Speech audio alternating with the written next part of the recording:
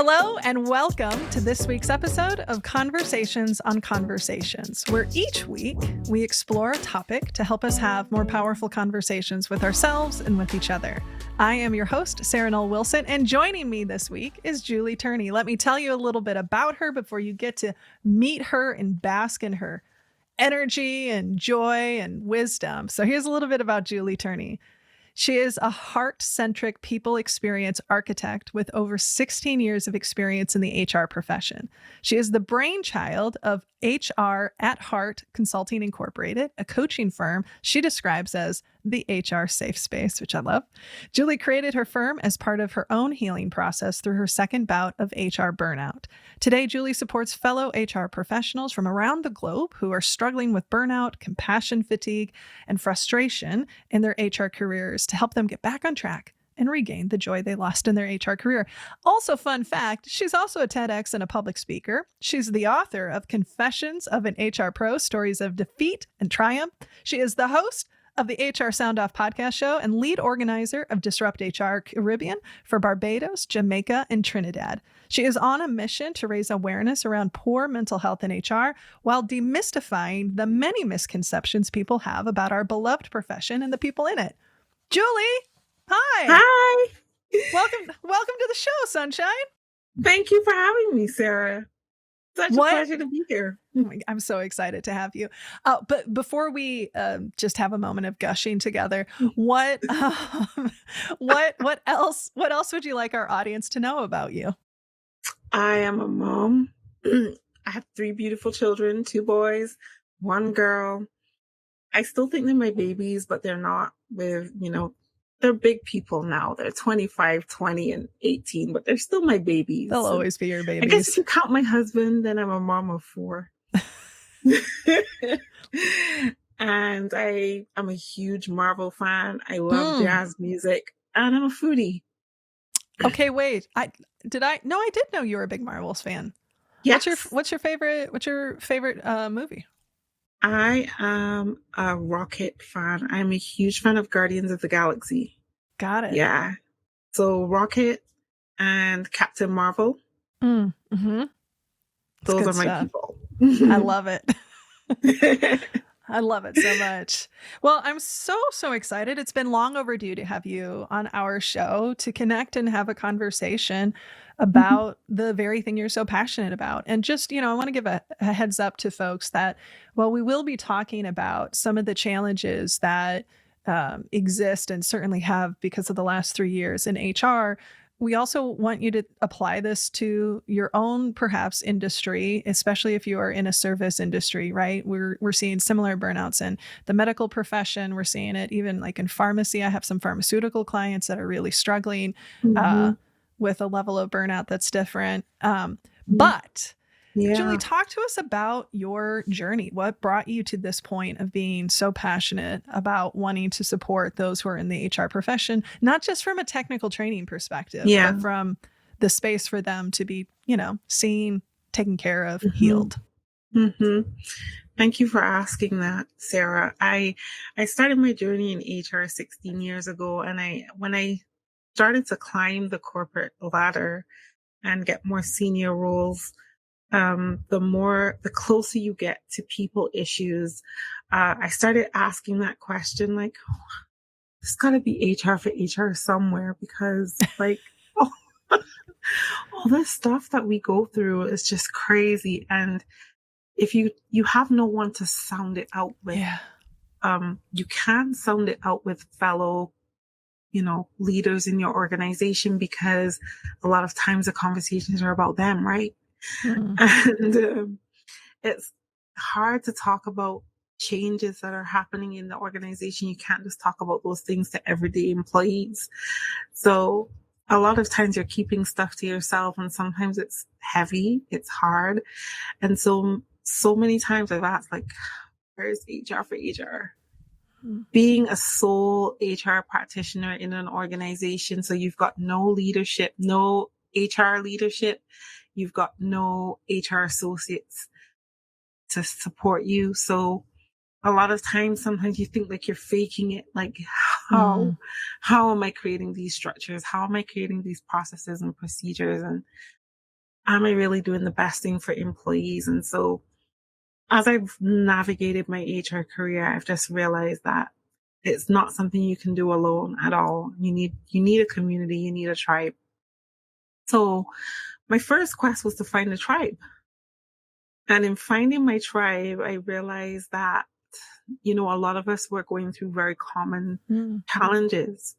And I started, supporting my fellow tribe at that time. And people would say to me, Julie, you're really good at this. Have you ever thought about actually coaching HR professionals? Because I think you'd be really good at it.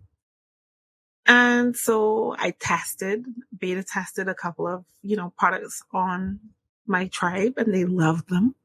And so 6 years ago, I started HR at Heart without calling it HR at Heart. And then the pandemic came and I lost my job. And I started to think about, well, what do we do next? But the answer was right in front of me because I'd already started to build community, started to, share content and experiences around the challenges that we face as HR, and started to have those conversations. I started my podcast and I was like, maybe I could make this a business out of this and do this full time, because it brought me great joy to be able to support people who really needed the support in various organizations instead of just one organization. And I realized, that what I had inside of me was not just for one organization, and it wasn't just for employees, as in, our employees in our organization.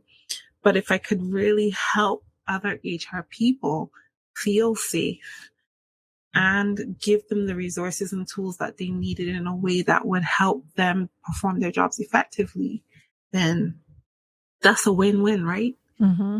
And so I started HR at Heart 3 years ago. We're going into year 4 now. And I've been flying solo for the last almost 4 years, and I'm loving every minute of it. Congratulations. I mean, that's starting a business under normal circumstances is challenging. Starting a business during a pandemic is a whole nother beast. So I commend you. Thank you. I feel like that needs to be celebrated, that, right? Most small businesses don't last towards 3 years. And so first, that is a testament to you, your commitment, and also the impact that you make. As you were talking, there was a couple of things that you brought up that resonated with me in a personal way that I hadn't thought about since I was in my HR days, which is the fact that you are, again, depending on your role, but as you talk about especially when you're the team of one or part of a small team, stuff. You have access to things. You are having to compartmentalize. You are having to both be the messenger and the soother, if you will, right? You are, and we all know that the messenger doesn't always get received well when there are changes and policy changes. So what, when you look at, it's an interesting perspective you have of being in the space and thinking about it before the pandemic. And then obviously things got very accelerated, and, we witnessed firsthand the impact that the pandemic had on HR. What did you see from your perspective shift, right? From a standpoint of whether it was needs or what was being asked of HR in a different way? Like what were the shifts you saw in our colleagues? Complete fear. So we've always been in a space of, we've had legislation to go by. We've had various policies to go by. We've had contingency plans to go by. But the pandemic put us in a state of, what is going on? Like, what do we do? And for many of us, for a lot of the colleagues that I spoke to, that I shared space with, they were just completely freaked out about how to move their organizations forward. And leaders were asking us, what do we do next? We have a contingency plan, but we weren't prepared for this. Mm-hmm. How do we get people home? How does that impact the way we pay people? How does that impact if we have to lay off people because there are certain jobs that can only be done on site? How do we keep people engaged while we have them at home? And for the people that we've had to lay off, how do we still keep them warm so that when we're ready to return to work, that we can engage those people? How do we just check in and see if our people are okay? How do we show that we trust our people to do their jobs effectively despite all the stuff that's happening around them? And all of these questions are swirling around in, everyone's heads.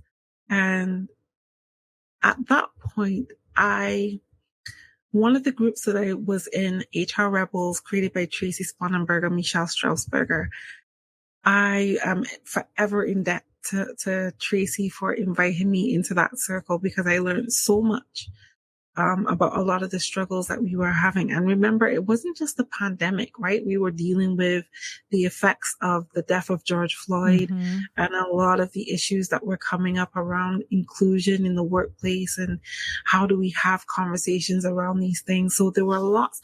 We keep talking about the pandemic as if it was just the only thing that happened to us, right? But for us as HR people, it wasn't the only thing, right? We were dealing with economic downturns. We were dealing with social unrest, political unrest, and on top of that, a global pandemic. And so, HR people were in chaos mentally, emotionally.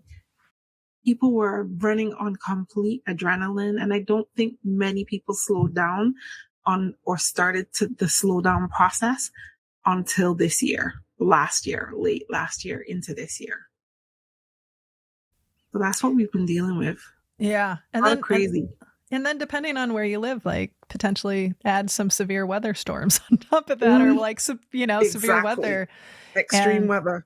And then just like, okay, well, how do we navigate all of this? And one of the things that I definitely experienced when I was in HR is that it always felt like, whether it was self-imposed, it was largely self-imposed, that the expectations were, we were going to work sort of harder and longer, right? We weren't always going to take care of ourselves. And there was a real cost to that. And we see that in our clients, right? We have the fortune to, partner with some really incredible HR folks.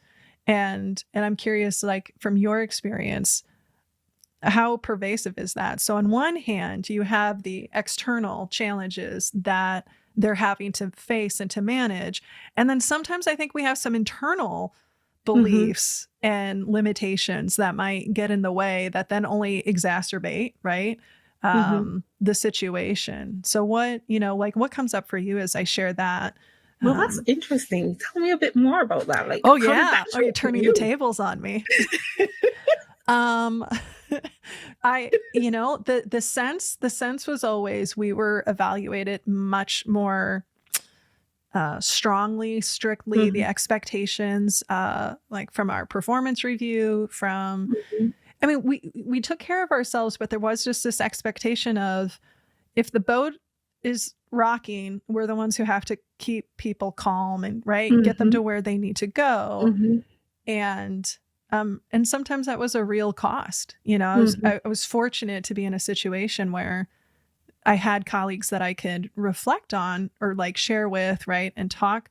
But there, at least in this company, in this culture, there was sort of an expectation that we needed to show up differently, right? With more poise, more having our shit together. So I can't imagine. And I, I'm just curious, like, is that something you experienced in other individuals you worked with? Yeah. Definitely having to keep it all together. I find that totally relatable, because you have to be, there's that inner feeling that says, I have to be strong for everyone else. even though I may be having an internal conflict with myself, I can't let other people see that, because HR is supposed to be strong, right?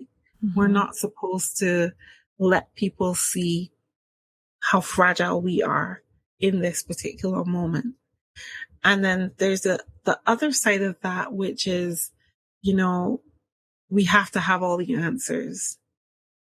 And we're being looked at as though if you don't have the answers, then why are you here? What is your purpose? And we don't want anyone to ever ask us that.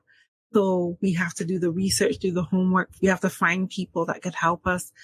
And because most of the people that I worked with, talked to at that time were similar to me, departments of one, or a department of two, then, it just felt like there was this huge responsibility that was laid upon you that made you feel like you were the oldest child who lost our parents, and you now have to carry the other children through this turmoil, right? You've got to raise everybody else. And I remember one day looking at, I can't remember what I posted on LinkedIn, but there was something that I posted. And I just remember reading the comments, and there was one comment or two that started to make me literally cry, which was, one lady said, employees look at me and they say, you have to be strong for us. I can't imagine if you're falling apart. I don't even want to know, because we need you to be strong for us. And then there was another comment from another lady, and she was saying, I totally related to this post because I just feel like I know that I'm shattered on the inside, but I can't show it. And those two comments in particular on that day, I must have been extremely vulnerable. I remember crying. I remember saying, oh my goodness, this is why I'm here. Because it just broke my heart to see, to read, that this is how we feel generally as a profession. No matter what we're going through, no matter the challenges, no matter the discomfort, we can't show it. We can't be ourselves. That's harsh and sad and unfortunate and heartbreaking and all of those things for me. That analogy of it's like being the oldest child, and now suddenly you have to step up, and and it's tricky depending on the organization and the relationship people have with HR. We know that HR, right, wrong, otherwise, isn't always viewed as a support, a safety, right? Looking out for the interest of the company, which sometimes is true. And,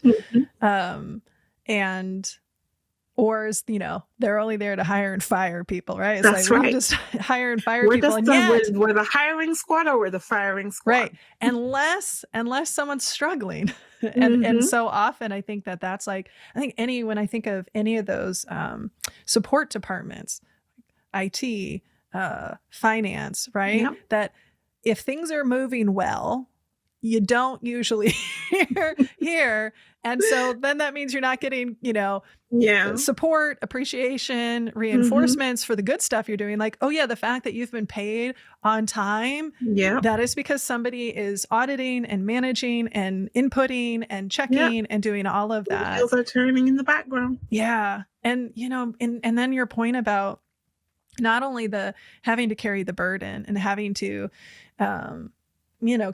carry the emotional weight, because I'm thinking of a particular HR professional that I have the pleasure of partnering with, and that one of the things she talked about was, she said it's really hard to their company is doing a lot of intense and necessary work around diversity, equity, and inclusion, and she said, and it's really hard, particularly as a woman of color in this position, to hold the space for everyone else's when I'm having my own emotions and having to compartmentalize it. And that point you made of like, we can't be ourselves. Yeah. What is it? I can assume what the cost is. And I think burnout is a term that sometimes I think it's thrown around, right? but people may not. It's like, unless you've experienced it, you don't understand how debilitating it can be. But what's the cost when HR, or other support teams are not also keeping an eye on themselves? That's a good one. The cost is huge. A huge loss of self. So many of us lose ourselves in our jobs because we believe that we have to show up a specific way, which means we can't always be ourselves. I think the term burnout, so we know that burnout happens with excess stress, right? But there's other things that happen in the HR space that lead to or are part of the culmination of burnout. So we have our vicarious trauma because we're continuously holding space for people. And if we are empaths, which a lot of us are, when we are as empaths, because we are taking on the emotions of others, that additionally adds to our emotional distress. And if we don't have anywhere to unpack that, then we end up with this trauma that we keep compressing down. And at some point, the spring is going to rebound, right? Yeah, you can only push the ball underwater so much before it's going to pop back up. Exactly. So the vicarious trauma is real. And as a result of the vicarious trauma, then we get to the other extreme of like, we struggle with, you know what, I just can't care about this anymore, which is the compassion fatigue side, right? We're so tired of caring, we can't care anymore. And so now it almost seems as though when people say HR is emotionless, HR is void, HR is a robot. But what it is that because we are suffering from compassion fatigue, we can't express emotions anymore. We struggle to care. And then all of those things, the compassion fatigue, the vicarious trauma, in there, some PTSD, if you will, is a recipe for disaster. And if we don't have proper places to unpack that stuff and heal, when it all starts to come up, we get burnout and all the other stuff. And so that's the cost. And as a result of that cost, you start making mistakes. You start getting sloppy. You start getting anxious. You struggle with sleep. Your sleep is worthless. It's almost like not happening for you. I remember once going on 3 hours sleep. I was so burned out. And just feeling like everyone is against you. Like someone's out to get me. Today, they're all out to get me. And all of those things not only impact who you are at your core, but they impact the people who love you. They impact your relationships. You can lose relationships. I remember being so distressed at some point in my career and hearing my children say, "Mommy, you need to find another job. This job makes you too sad and we don't like to see you sad." And they could not fathom how I loved doing the work that I did, but it made me so sad. The cost is the look on my children's face, right? Or my husband, who at the time was my emotional support cushion. And you are laying all of your trauma on him. And I remember him saying one day, "Look, babe, I can't take this. You either need to leave this job or stop telling me stuff because it's too much. I can't keep looking at you like this." Part of the conversations that took me to therapy. That, I would imagine there's some people, obviously, I imagine there are some fellow HR folks who are listening going, oh my gosh, I feel so seen right now. I hope they do. And there may be some people thinking, oh, I had no idea, or I never realized that. And, and I also imagine there are some folks who may be, again, in different roles, different positions, but find themselves being, right, the person that people come to, the highly empathetic, the, right, supporting them through challenges, all of that, and having to navigate that emotional labor. And although we love doing that, I mean, that's what's clear in hearing you talk about your work is like, I love it. And there comes a point where there's only so much gas in the tank yes. to be able to support it. Yeah. So, in the spirit of, one of the things we always want to try to find in our conversations are, what are some specific strategies? And, we can think about this through either conversations we can have with ourselves, right? Or how we can support, or even if you want to be explicit about what are the things that you do and how do you support the HR professionals in your world? Mm-hmm. Boundaries is a big one. First and foremost, I recognize that I am a human being and there's only so much that I can do. I recognize that I'm a human being who is not a therapist, and therefore I shouldn't try to take on the role of a therapist, which a lot of us as HR professionals try to do. You bet. Same in coaching. We are not therapists. So one of the things that my therapist taught me to do, which I really appreciated, was putting things in the right place. And so she would say to me, Julie, when this person comes to you with this particular situation, are you the right person for them to be speaking to? It's a hard question to ask yourself, especially if you're the person that feels that you have to have all of the answers and, you're okay with people coming to you all the time, but that revolving door gets tiresome. Yeah. Right? So am I the right person? Is this conversation the conversation that I can help someone? And if it's not, then who is the right person that can help this person? And I direct them that way. And so I've learned to build up a pool of resources that I can refer people to, whether it's therapists, whether it's, great other HR people, HR communities that I've found, so what I started to do is a lot of research, and I've been in lots of different communities. So I have like a running list of communities where I know there are great HR people that can help other people.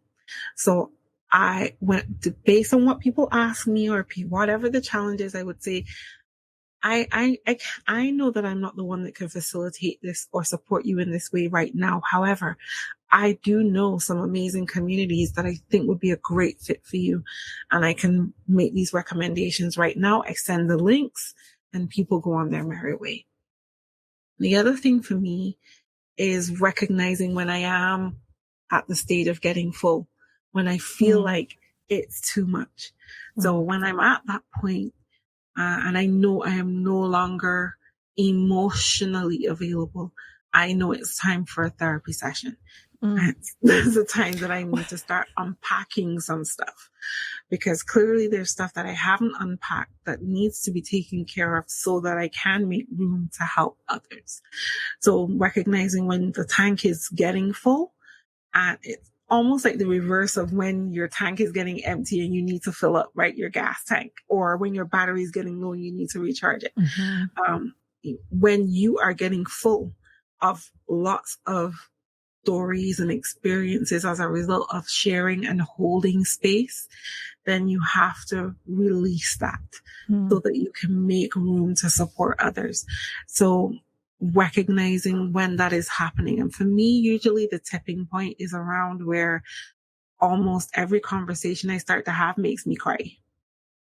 I was just going to ask you what your tell was, because I think that's an important part, is that it's easy for us to intellectualize and go, yeah. That sounds good. Yeah, I'll totally do that. But what are your tells? And so I'd love to hear more of, what are your tells, or what are some of the tells you see in other people? We were just meeting as a team we just brought on a new team member, so we were sharing our manuals. Mm-hmm. And one of the things that is my tell that I didn't know was my tell, but my colleague, Dr. Teresa Peterson, shared this with me last year. She said, when you are stressed, when you're really overwhelmed, Sarah, everything feels disorganized to you. Mm-hmm. Suddenly things that we've had in place that are our structure, our procedures, you sort of get into full, like, I just don't think that this is working anymore. And it was like, oh, Yeah. yeah, damn. That is one of my Mm-hmm. tells, isn't it? Like I'd never Yeah. thought of it. So for Mm-hmm. you, when you notice yourself, crying, getting emotional when people are sharing, what are some of the other tells that you have or that you see in other, in the clients that you serve? So for me, so like I said, crying is one of my tells, or when I just get quiet, I get super still. For a very long time, I just go into myself and I start processing stuff, and I'm like, okay, it's time for me to do a dump. Or my assistant would say, I haven't heard from you for days. Then I know, okay, yeah, I need to fix that.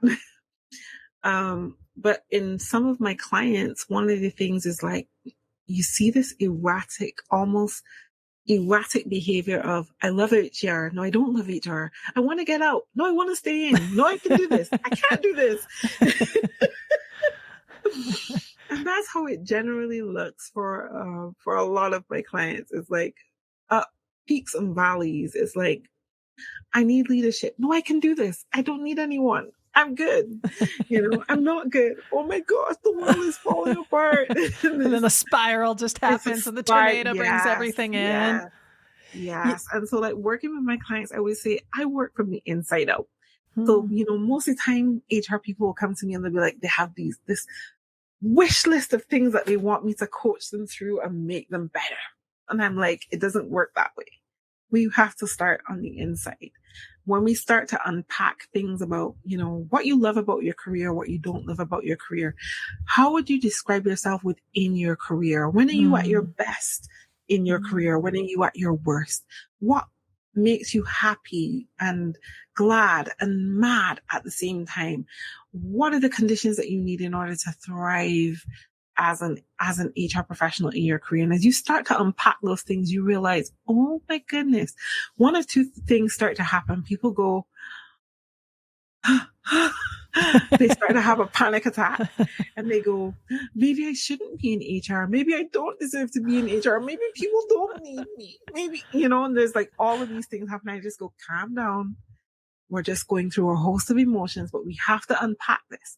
The minute we start to unpack that and people start to feel better, they go, wow, I didn't even realize that I needed this. The moment we get into things like mindfulness and journaling and positive affirmations, and people go, I didn't realize that I needed these things.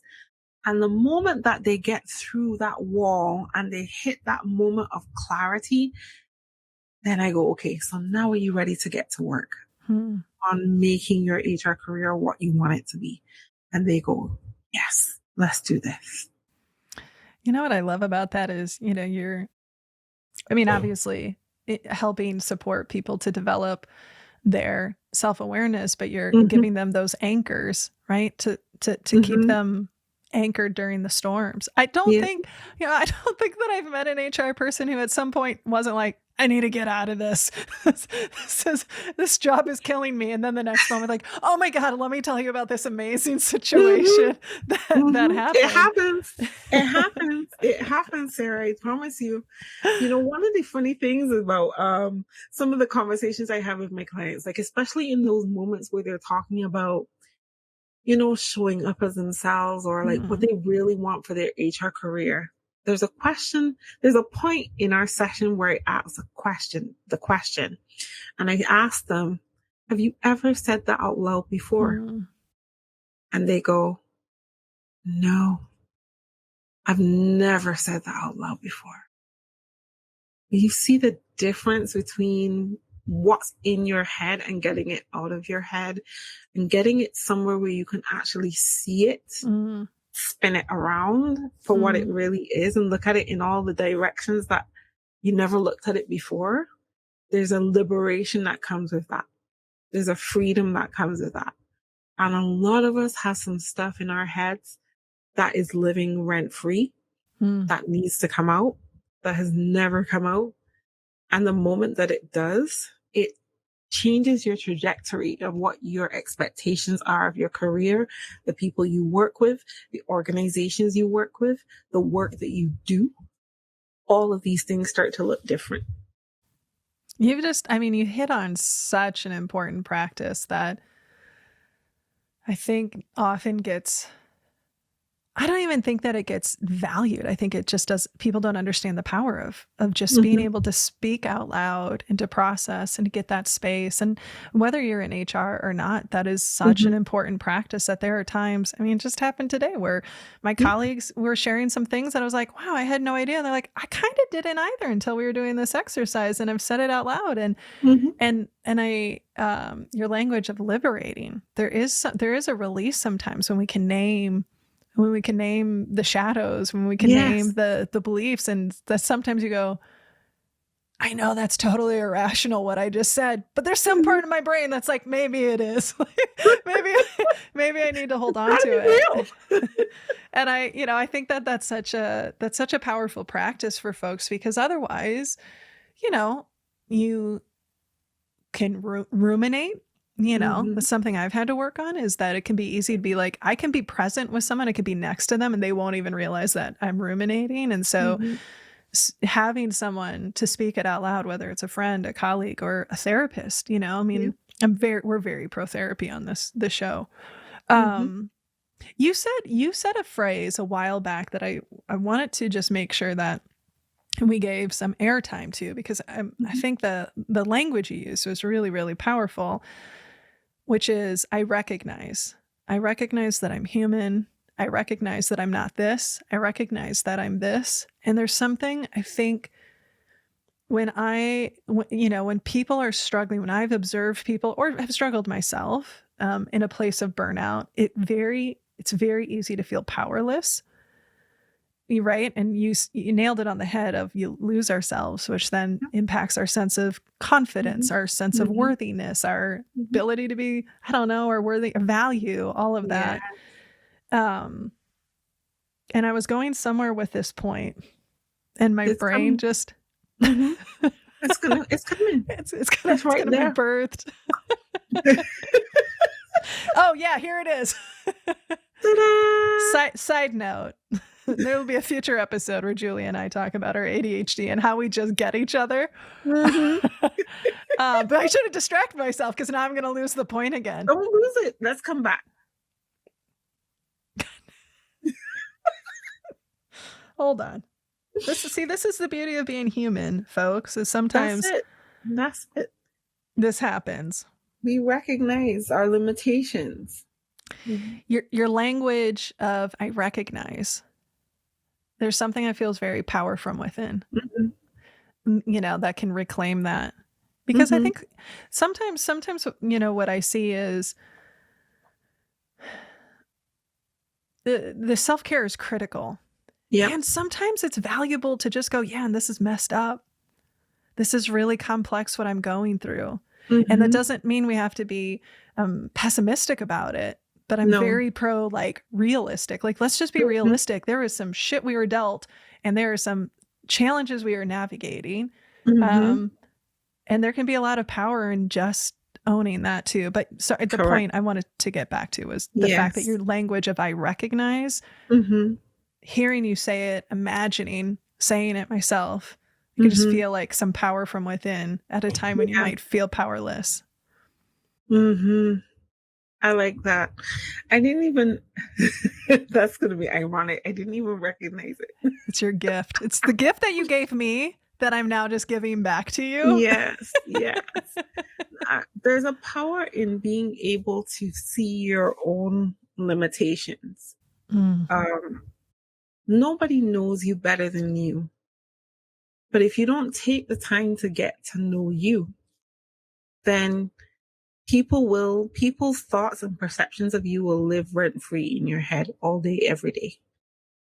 So where I don't give people power, whether that's leadership or employees or people in general in my space. Where I don't give people power is in that I recognize my limitations, or I recognize my imperfections. I recognize where I fall short and where I add value, and no one could tell me different. You know, at best people could say, I totally agree with you. I'm so glad that you realize that about yourself, you know, but I own that. And whether I decide, okay, that's something that I need to work on, or that's something I need to be grateful for as a quality that exists in me, then I will do those things. But what I don't do is give other people power, because I spent a lot of my life giving people power over me that didn't deserve to have that power. So therapy has taught me a lot. Please flip that switch. If you come to a space, and that's where the self-care really matters, right? Whether it's through journaling or just spending time with yourself. And I don't know if this is going to make sense to you, but are you familiar with Sherlock Holmes? Yeah. So, you know, go into your mind palace. Sherlock Holmes had his mind palace. Yeah. No, keep talking. My colleague Teresa will be like, hold on, I'm going into my mind palace right now. So for people who are unfamiliar, please give a short description of what the mind palace is. So the mind palace basically is where you keep your thoughts, your codex, is where you keep your index of resources, right? Whether that's memories or things you've learned, but it's your data bank, and it's where you go to process things and either come out with new ideas or some form of solution. But it's a way of looking within, right? So Sherlock Holmes always looked within. And that really resonated with me. So it's one of those things that I've taken great pride in perfecting over time for myself. I look within. I think very deeply. Sometimes doing that may take me days.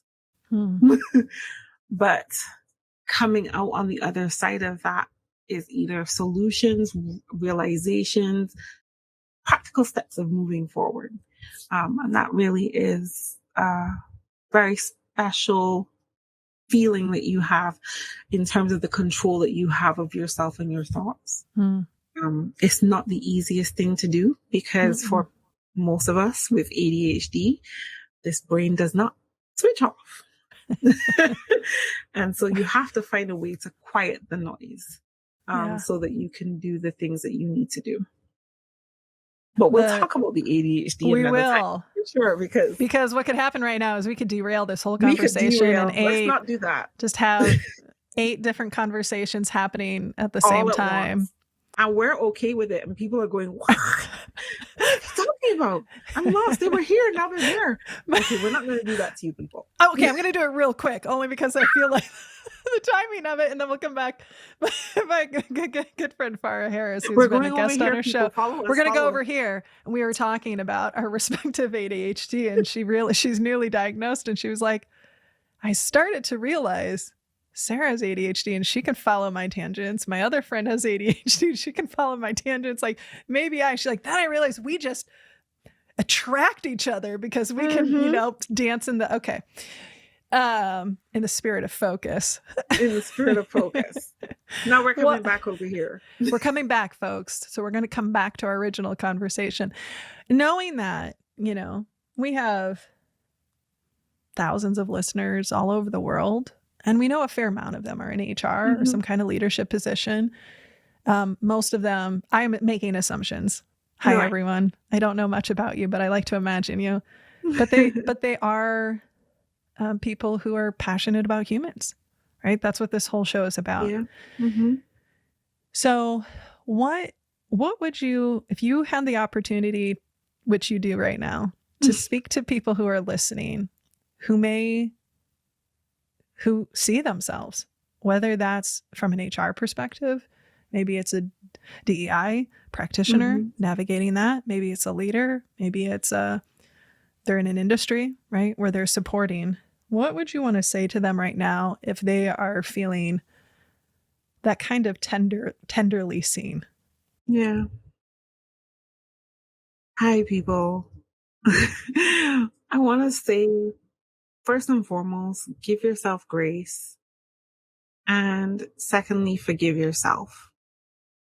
You're only going to be able to do whatever you can do in the moment that you do it and feel like it's the right thing to do. And even if it's not 100% the right thing to do, or later down the road in retrospect, you feel like kicking yourself because you could have done this, or you should have done this, or you could have said that, or you should have said that, forgive yourself. You did the best that you could with the information, circumstances, the boldness that you were feeling that you had at the time. You did the best you could. Let it go. You are strong. You are powerful. You are in this profession for a reason. Navigate your why. Navigate your why. Keep it firmly fixed in front of your face every single day, because people will do things to test your why. But just keep that thing in front of your face that tells you, this is why I do what I do. This is why I show up every day. And if you keep that fixed right in front of you, it will make it easier for you to navigate this journey that we call HR and all the different facets that are involved in it. So give yourself grace, forgive yourself. Remember you are strong, you are powerful, and just remember your why and let your why navigate you through your career. I think I need to put that on repeat and just listen to it every morning. That's going to be my get up and go. Julie, you have such a beautiful wisdom and deep care. It's no surprise that your company is called HR Heart. You know, you bring such a love. It just radiates. It radiates off the screen. It radiates. So if anyone is wondering, is she really this great? She is. She really, really is, folks. And thank you. And I appreciate you being willing to play with that. We hadn't planned that. We didn't plan any of this, but yeah. I know that it's something that you've thought about and have probably shared in some capacity. So I'm really grateful that you shared that. Julie, we could continue talking all night. We could. But we really could. Oh yeah, no, there will be a part two. We could do conversations on conversations on conversations. On conversations, folled by conversations on conversations. With a song and then conversations. But okay, but the question as you keep tempting me. I mean, just the temptation to just, like okay. All right, in earnest. You've got this. It feels good to laugh. It feels good. It feels good to laugh and be with you. All right. So here's the question we ask everyone as we wind down our time together. And, I always invite those of you who are listening to think about, how would you answer this? What is a conversation that you've had with yourself or someone else that transformed you? So this was, funny enough, this was a conversation that I was having with myself, and I found the answer on TikTok. It's weird, right? There was a moment, maybe late last year, early this year, where I was feeling like, you have those moments of self-doubt where you feel like, really suck, like haven't done anything. Not true, but just that moment, right? And there was a situation that was happening, and I was feeling really frustrated. And I remember scrolling through TikTok, and I found this conversation that T.I., if anyone doesn't know T.I., he's a rapper, that T.I. was having with Chris Tucker. And in the conversation, T.I. said there were two things that he learned about himself and that he held as foundations that were, grounding him. But this one stood out for me, which was that he said he no longer allows people who have the least amount of information about him to hold power over him. So a lot of times people feel like they know us so well, they know so much about us, but they know absolutely nothing. But we give them power, and that makes us feel less than or inadequate. But when you ask yourself the question, does this person really know me? The answer is 99.99% of the time, no. Why are you allowing that person to occupy space in your head and make you feel less than? So now my mantra for 2023 is I am no longer going to give power to people who know the least amount about me. I'm not going to let them live rent-free in my head about their opinions of me because they know nothing about me. And that pulled me out of the spiral that I was going through at that time and helped me to move forward. That conversation, I wish I knew T.I. to thank him personally, but it moved me that day and it stirred me to, keep that in the forefront. We can't let people who know the least about us, feel that they have power over us and their opinions matter and they know nothing.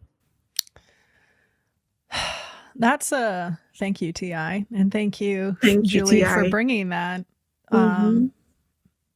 That is very resonant. It makes me a little misty thinking about how often we give people who know us the least the most power. Yes. It feels like a really beautiful place to wind down our conversation. And before we do that, for people who are listening and they're thinking, boy, I really want to be in conversation with Julie, or maybe I'm an HR person who am a team of one or two, and I felt very seen, and I, want to work with her or learn more about the work that she does. What are the best ways for people to connect with you? I live on LinkedIn. She's got a camp. Yeah, I live on LinkedIn, so you can find me on LinkedIn and send me a message, an email, a DM, message me on LinkedIn. So you can find me there. I am Julie Turney. Twitter, you can reach out to me on Twitter. My handle is I am Julie Turney. Or you can connect with me on Instagram at HR at Heart. I love it. And as always, we will share all that information in the show notes. Miss Julie, it's been an absolute treat and a gift to spend time with you. Thank you so much for saying yes to this and saying yes to being my friend. And absolutely. You kidding me? Your absolute pleasure. No, thank you. You're the best. I received that and I mirror it back because I was so looking forward to this. I knew it was going to be a full day and I thought, I'll get to talk to Julie tonight. Oh, thank you. So thank you for being here. Our guest this week has been Julie Turney. And one of the things that I'm definitely holding on to from our conversation was that language she offered of, I recognized I'm a human being. I recognized that I'm not doing, what I want to be doing. But I just really appreciate that phrasing of I recognize. And we want to make sure we hear from you. So let us know what resonated from our conversation with Julie. You can always reach out to us at podcast@sarahnollwilson.com, or you can connect with me on social media where my DMs are always open. And if you'd like to find out more about the work that we do as an organization and how we can help you and your team have conversations that matter, check us out at sarahnollwilson.com. You can also pick up a copy of my book, Don't Feed the Elephant, wherever books are sold. And if you'd like to support the podcast, we would love for you to become a patron. You can go to patreon.com/conversationsonconversations, where your financial support does support the team that puts on the show, and you'll get some pretty great swag as a bonus. Also, if you haven't, please make sure you rate, review, and subscribe to the show on your preferred podcast platform. The more of these we get, the more visibility we get, the more we can bring on amazing guests like Julie. A big thanks to our team who makes this podcast possible, to our producer, Nick Wilson, our sound editor, Drew Knoll, our transcriptionist, Becky Reinert, and our marketing consultant, Caitlin Summit Nelson, along with the rest of the Snowco crew. A huge thanks to my dear friend, Julie Turney, for joining us today. This has been Conversations on Conversations. Thank you all so much for listening, for showing up and being part of our community. And remember, when we can change the conversations we have with ourselves or others, we can change the world. So be sure to rest, rehydrate, and we'll see you again next week.